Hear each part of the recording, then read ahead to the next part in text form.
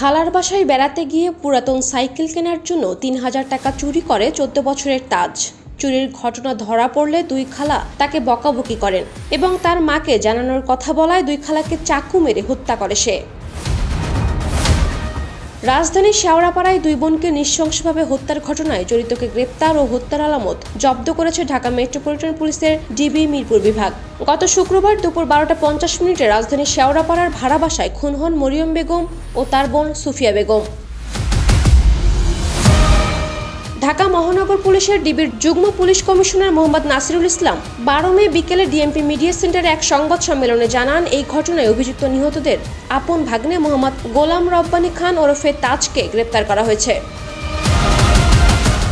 সংবাদ সম্মেলনে ডিবি জানায়, নিহতদের আপন ভাগ্নে গোলাম রব্বানী খান ওরফে তাজ গত ৯ মে শেওড়াপাড়ায় তার বড় খালা মরিয়ম বেগমের বাসায় যান। তার বড় খালা মরিয়ম বেগম তাকে আপ্যায়ন করার কাজে ব্যস্ত থাকেন এবং সেজ খালা সুফিয়া বেগম প্লেট বাটি ধোয়া মোছা করে বারান্দার দিকে যায়।